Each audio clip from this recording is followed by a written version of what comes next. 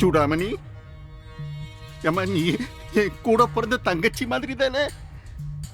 இந்த அண்ணனுக்காக இந்த ஒரே ஒரு உதவி செய்யுமா நீ?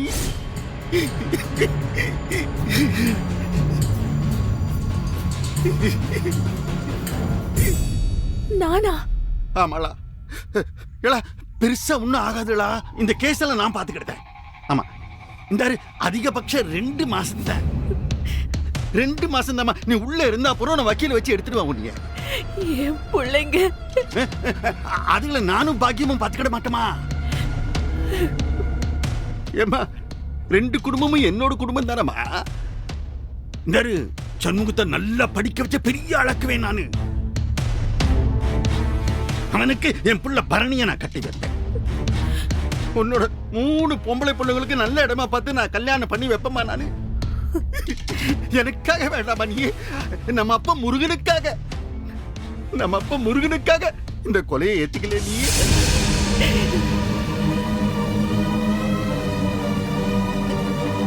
அம்மா சுடாமணி,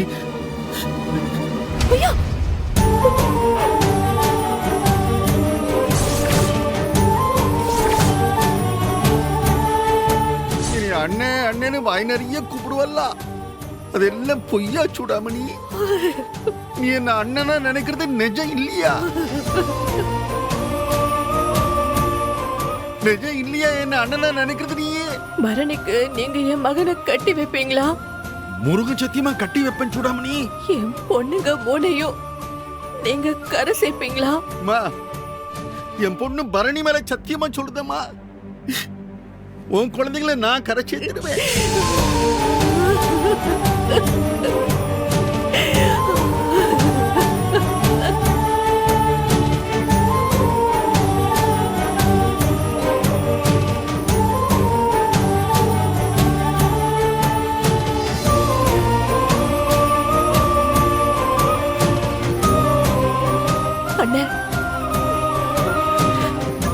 இந்த கொலைய நான் ஏத்துக்கிறேன்.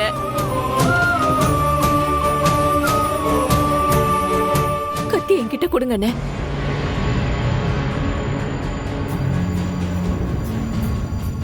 கொடுங்க.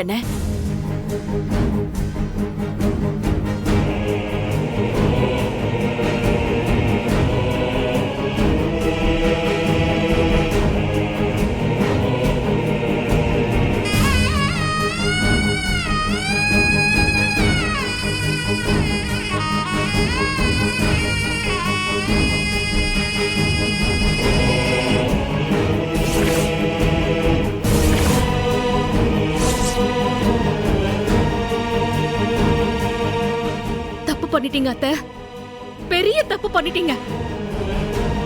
கோர்ட்ல கேஸ் நடந்திருக்குல்ல, விசாரிச்சு தானே உங்களுக்கு தண்டனை கொடுத்திருக்காங்க. நடந்தது அங்க சொல்லிருக்க வேண்டியதானே? தெரியலையே, வாக்கு கொடுத்துட்டோம். சொன்னபடி சௌந்தர பாண்டி என் குடும்பத்தை காப்பாத்திடுவான்னு நம்பிதான் நான் கோர்ட்ல வாயவே திறக்கல.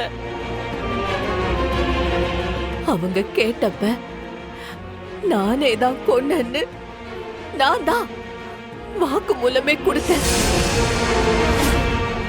20 வருஷம், மொத்தம் 20 வருஷம் சௌந்தர பாண்டியன் பிள்ளைங்களை நல்லபடியா வளர்த்திருப்பான். இந்த நேரம் ரத்னாவுக்கு கல்யாணம் ஆகி இருக்கும். இந்த வயசுல இவனை உனக்கு கட்டி வச்சிருப்பான்னு மனசுக்குள்ளேயே பிள்ளைங்களை வளர்த்து தினம் செல்லுக்குள்ள வச்சு கொஞ்சிக்கிட்டே கிடந்தனே. எவ்வளவு பெரிய பைத்தியக்காரி நானு. பைத்தியக்காரி நீங்க இல்ல அத்தை, உங்களை முட்டாளாக்குதானே அந்த அயோக்கிய என் அப்ப. அந்த ஆளுதான் பைத்தியக்காரன். இந்த உண்மைலாம் ஒரு நாள் தெரிய வரும் அத்தை. செஞ்ச துரோகத்துக்கு அனுபவிப்போன்னு அந்த ஆளுக்கு தெரியல. உண்மையிலேயே நான் ஜெயிலுக்குள்ள வந்தப்போ சந்தோஷமா வந்தேன். அண்ணனுக்காக தானே ஜெயிலுக்கு வந்தோம். நம்ம பிள்ளைங்களுக்காக தானே ஜெயிலுக்கு வந்தோம்னு ரொம்ப திருப்தியா இருந்தேன். அவ அவர்கிட்ட ஒரு வார்த்தை கூட சொல்லாம வந்துட்டோமேன்ற ஒரே ஒரு குறைய தவிர நான் எந்த குறையும் இல்லாம இருந்தேன். அந்த ஆள் உங்களுக்கு கொடுத்த வாக்க நிறைவேத்தினாரா? சொல்லுங்க அத்தை. நிறைவேத்தி இருப்பான்னு தான் நம்பிக்கிட்டு இருந்தேன். ஆனா அவன் என்னென்ன செஞ்சான்னு இவன் வந்து சொன்னதுக்கு அப்புறம் தான் தெரிஞ்சது. எல்லாம் தெரிஞ்சும் எங்க அப்பனை சும்மா விட்டுருக்கல. என் அம்மா என் கையை கட்டி போட்டு என்கிட்ட சத்தியம் வாங்கியிருக்கா. அப்படியே நான் ஒவ்வொரு வாட்டி அவனை வெட்ட போகும்போதெல்லாம் நீ தாம்ல என்ன தடுத்த. இவ்ளோ நடந்திருக்குன்னு எனக்கு தெரியாதுடா.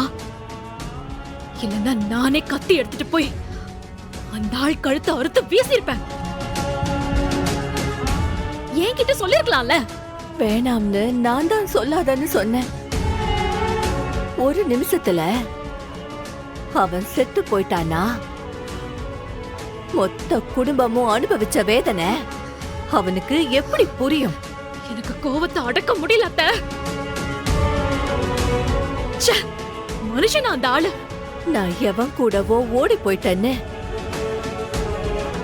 அந்த ஆளு ஊரை நம்ப வச்சிருக்கான்றதே இவன் சொல்லிதான் எனக்கு தெரியும்.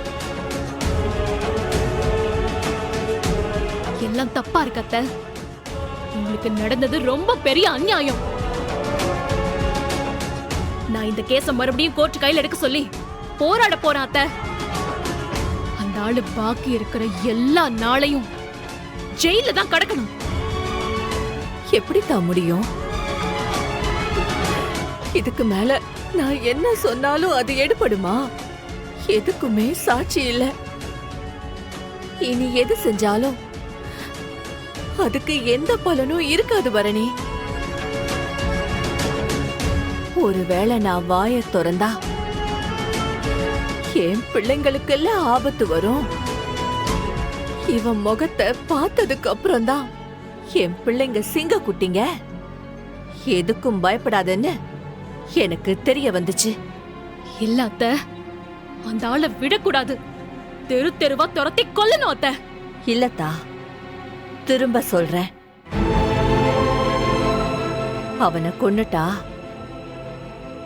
நான் பட்ட கஷ்டத்துக்கு என்ன பலன்? நான் அனுபவிச்ச கொடுமைக்கு அவன் பதில் சொல்ல வேணாமா? அம்மா, அதுக்கு என்ன செய்யணும் சொல்லு, நான் செய்தேன். நல்லா கேட்டுக்க சம்முவோம். கோவில் நகைய கொள்ளையடிச்சது அந்த சௌந்தர பாண்டி தான்.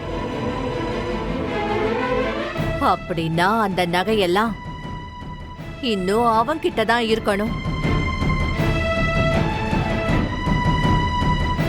அதை நான் கண்டுபிடிக்கேம்மா. அந்த நகையை எல்லாம் மீட்கணும். என் மேல அவன் பரப்பி வச்சிருக்கானே ஒரு கேவலமான கெட்ட பேரு,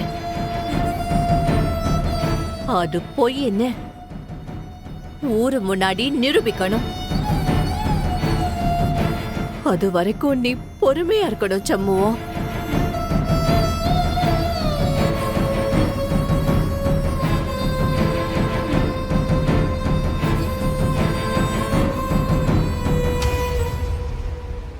கட்டாயம் செய்வம்மா.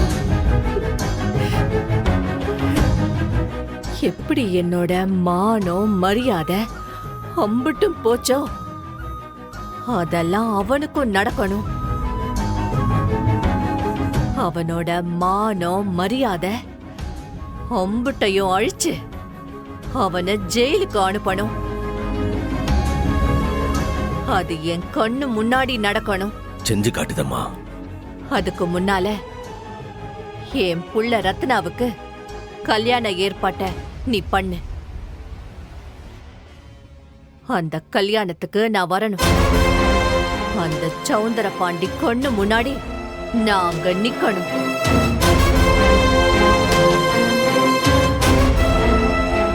அவன் பார்க்க என் பொண்ண நான் ஆசீர்வாதம் பண்ணணும். செய்வியா? கட்டாயம் செய்வம்மா. நீ இப்பவே பரோலுக்கு ஏற்பாடு பண்ண.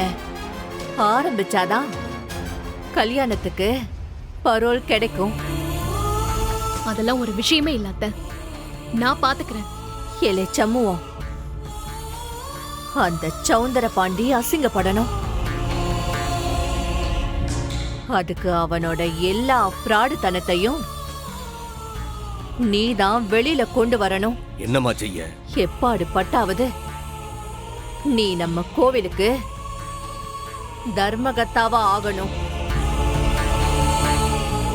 உள்ள போய் கணக்கு பார்த்தாதான் எல்லா உண்மையையும் உன்னால வெளியில கொண்டு வர முடியும்.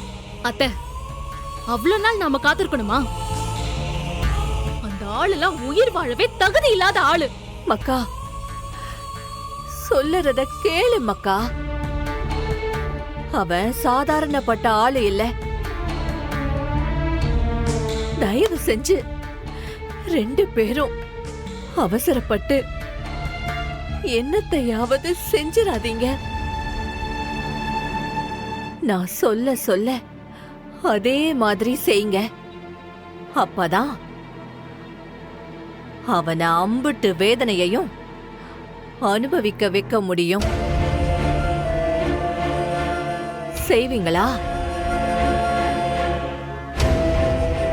உனக்காக நான் என்ன வேணா செய்வேம்மா. உன்னை சீக்கிரம் இந்த நரகத்துல இருந்து நான் கூட்டிட்டு போவேன். சீக்கிரம் கூட்டிட்டு போவேன். சண்முகம், விசிட்டர் டைம் முடிஞ்சிருச்சுப்பா, கிளம்பு. நான் சொன்னத மறந்துடாத சம்முவோம். ஒவ்வொன்னா நான் சொன்னதெல்லாம் செய்யி. அத்தை, எது நடக்கணுமோ அது கட்டாயம் நடக்கும். அதுக்கு நான் கேரண்டி.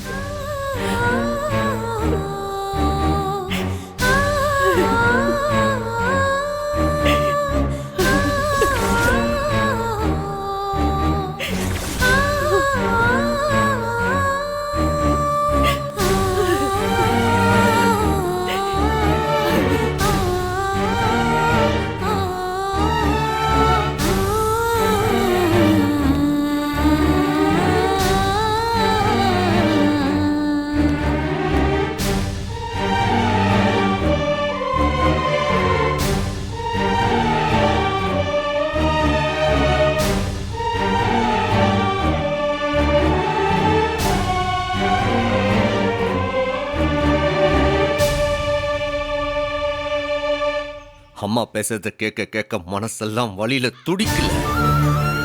அம்மா எங்க இருக்கு தெரிஞ்ச நாள்ல இருந்து ஆர்கிட்டயும் சொல்ல முடியாம மனசுக்குள்ள பாரத்தை போட்டு சுமந்துகிட்டு இருக்கேன்.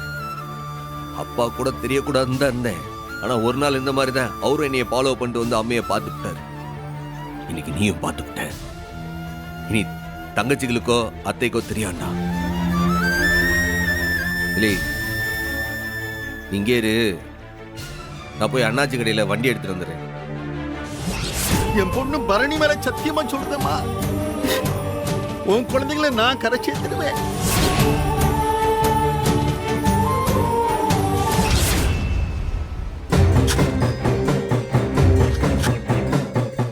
ஏம்ல, நான் உங்ககிட்ட தான் பேசிட்டு இருக்கேன்.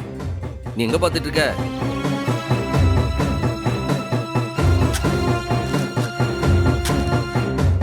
என்ன இளநீ வேணுமா? இல்ல என்ன இளநீ தானே? எதுக்கு இம்புட்டு ஆவேசம்? சொன்னா நானே வாங்கிட்டு வந்து தரமாட்டா? இல்லை, எதுக்கு இதை எடுக்க? வெயில என்ன அப்படி பாக்க? பரணி, எங்க அருவாளோட கிளம்பிட்ட? நீ செய்யாம விட்டத நான் செய்ய போறேன். அந்த சௌந்தர பாண்டிக்கு ஆயுசு முடிஞ்சது. நான் அவனை வெட்டாம விட மாட்டேன். இல்லை, என்னல கண்டமேனி கொலவுத? இதுக்கு நடு ரோட்ல வச்சு உசுறு வாங்குத? அம்மா சொன்னது எதுவும் உனக்கு ஞாபகம் இல்லையா? உனக்கு என்ன சொல்லுச்சு? கொஞ்சம் பொறுமையா இருக்க சொல்லுச்சுல? முடியாது, என்னால பொறுமையா இருக்க முடியாது. அந்த துரோகியை நான் விட மாட்டேன். ஏம்ல போத அருவாளை கொடுக்கா? இல்லை, என்னல நடு ரோட்ல எல்லாம் பாக்குதா உள்ள போதும் அருவாள் குடுல. நீ ஒரு டாக்டர், என்ன நினைப்பாங்க அவங்களாம்? முடியாது. அந்த துரோகி சௌந்தர பாண்டி இனிமே உயிரோடவே இருக்க கூடாது. என்ன தடுத்த உன்னையும் வெட்டிடுவேன். நீ என்ன உறவை வெட்டிக்கிடலாம். முதல்ல முதல்ல முதல்ல இந்த முதல்ல இந்த அருவாள் குடு. ஏய், இல்லை புரியல. நீ வா வாங்கல.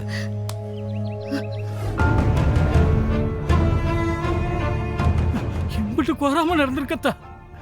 என் சூடாமணி இவ்வளவு வேதனை அனுபவிச்சிருக்காள. அந்த பகவாவி பையன் நல்லாவே இருக்க மாட்டேன், நாசமா போயிடும். எங்க அப்பா முறி எல்லாத்தையும் பார்த்துட்டு தானே இருக்கா. அவன் இன்னும் கிழங்கு மாதிரி உயிரோட நடமாடித்தானே இருக்கா. இது அவளுக்கே அடுக்குமா? என்ன மாமா, என்ன இதெல்லாம்? அத்தைய இந்த பாடுபடுத்திருக்கான் எங்க அப்பா. 20 வருஷம் மாமா, 20 வருஷம். ஒத்த பொம்பளை அவ்வளவு பாடுபட்டிருக்காங்க. ஆம்பளைங்கன்னு நீங்க 2 பேரும் என்னத்த கிழிச்சிங்க? அத்தை அழுதப்ப எனக்கு ஈரக்கொலைய கொதிச்சு போச்சு. எப்பவோ நடந்ததை கண்டுபிடிச்ச அந்த சௌந்தர பாண்டிய அழிக்காம இன்னும் வெக்கமே இல்லாம ஊருக்குள்ள சுத்திட்டு இருக்கீங்களே. உங்க மான ரோஷம்லாம் எங்கதான் போச்சு? உன் ஆவேசம் எனக்கு புரியுதுல. முதல்ல அம்மையை பார்க்கும்போது எனக்கு அப்படிதான் இருந்துச்சு. ஆனா அம்மா தான் நீ அடக்கி வச்சிருக்கி. கொஞ்சம் பொறுமையா இருல. நம்ம செய்ய வேண்டிய காரியம் இன்னும் எவ்வளவோ இருக்கு. நீ செய்ய வேண்டியதெல்லாம் ஒண்ணே ஒண்ணுதான். அந்த சௌந்தர பாண்டியோட ரத்தத்தை குடிக்கணும். அத செய்யாம என்னென்னத்தையோ பேசிட்டு இருக்க. உனக்கு வெக்கமா இல்லையாடா? இல்லை, ஒவ்வொரு வாட்டி ஆத்திரத்துல அருவாள் எடுத்து புறப்படும் போது நீ தான் அறிவா பேசி என்னை அடக்குவ. இப்ப நீ எப்படி பேசுன என்னல அர்த்தம்? நெஞ்சு கொதிக்குதுடா. மோதிரதா இருந்தா அந்த சௌந்தர பாண்டி ஒரு ஆம்பளை கிட்ட மோதி இருக்கணும். அத்தை என்னடா பாவம் பண்ணாங்க? அவங்களுக்கு என்னடா தெரியும்? சட்டம் தெரியுமா? கோர்ட்டு தெரியுமா? ஒண்ணும் தெரியாத பொம்பளை கிட்ட அவங்க அறியாமைய பயன்படுத்தி அவங்க வாழ்க்கையவே நாசம் பண்ணிருக்காங்க. டேய், உனக்கு கொதிக்கலையா? நெஞ்சு சுட்டு பொசுக்கல? இல்லை, கொஞ்சம் பொறுமையா இருல. நான் தான் சொல்லுதோம்ல, நாம செய்ய வேண்டிய காரியம் இன்னும் எவ்வளவோ இருக்குன்ட்டு. இப்ப ஆத்திரப்பட்டு எல்லாத்தையும் போட்டு உடைக்க சொல்லுதியா? டேய், நீ பேசாத. உன் பேச்ச கேட்கவே எனக்கு அருவருப்பா இருக்கு. ஏ சம்மு, சூடாமணி எப்படியா இருக்கு? மாமா, இன்னும் செத்து போகாம உசுரோட தான் இருக்காங்க. போதுமா? இல்லத்தா, நான் சூடாமணிட்ட கேட்டப்பெல்லாம் அவன் மேலோட்டமா சொல்லிட்டு விட்டுட்டான். இவ்வளவு நடந்திருக்கு, ஒத்த வார்த்தையில முடிச்சிட்டாளத்தாவா? நான் இவ்வளவுக்கு திருப்பி திருப்பி கேட்டேன். நேரம் வர்றப்ப சொல்றேன்னு தட்டி கழிச்சிட்டாத்தா. ஆனா இவ்வளவு நடந்திருக்கத்தா. இப்பதான் நேரம் வந்திருக்கு. நடந்த எல்லாத்தையும் சொல்லிட்டாங்க. இப்ப நீங்க என்ன செய்ய போறீங்க? அந்த சௌந்தர பாண்டிய மன்னிச்சு விட போறீங்களா? இதா, அந்த ஆளுக்கு மன்னிப்பே கிடையாது. அவனுக்குலாம் உயிர் வாழவே தகுதி கிடையாது மாமா. இந்த துரோகத்தை பண்ணது 2 பேரு. ஒண்ணு எங்க அப்பா சௌந்தர பாண்டி, இன்னொருத்த அந்த சனிய. அந்த 2 பேரும் வாழ்றதுக்கு லாய்க்கே இல்லாதவனுங்க. விஷம், அத்தனையும் விஷம் மாமா. அவங்க உசுரோட இருக்க இருக்க பக்கத்துல இருக்கிற எல்லாரையும் அழிச்சுக்கிட்டே தான் இருப்பாங்க மாமா. இதா, நான் என்னத்தான் செய்ய முடியும்? சோத்துல உப்பு போட்டு திங்குறீங்கல்ல, ரோஷம் வேணாமா? இத பாருங்க மாமா, அவங்க செஞ்ச அக்கிரமத்துக்கு பதில் கண்ணீர் இல்ல, ரத்தம். இவ்ளோ பெரிய அக்கிரமம் செஞ்சவங்கள வாழ விடக்கூடாது மாமா. உசுரோடவே விடக்கூடாது. அவனுங்களை கழுத்து அறுத்து கொல்லணும். அவங்க கழுத்துல இருந்து வழியிற ரத்தத்தை குடிக்கணும் மாமா. அப்பதான் என் கோவம் அடங்கும். விடாரி அத்தா மாதிரி பேசுறாள். இவளை நான் என்னத்த செய்ய? எப்போ நீ அவளை விடுப்பா. முதல்ல நம்ம ரத்னா கல்யாணம் ஏற்பாடு பண்ணணும். அம்மா என்னல சொல்லிச்சு? ரத்னா கல்யாணம் ஏற்பாடு பண்ணும்போது பரவாயில்ல வரேன்னு சொல்லிச்சுல. முதல்ல அதுக்கு என்ன வேணுமோ அதை நம்ம ஏற்பாடு செய்யணும். அந்த வேலையை பார்ப்போம். இல்ல, மனசு தாங்க மாட்டுக்கல.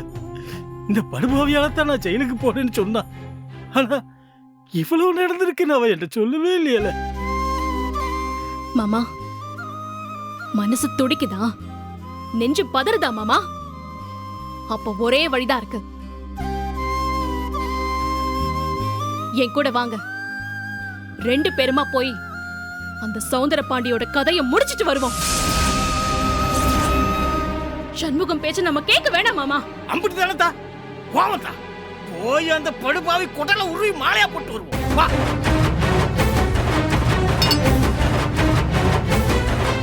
அல்ல நீ எங்க போற?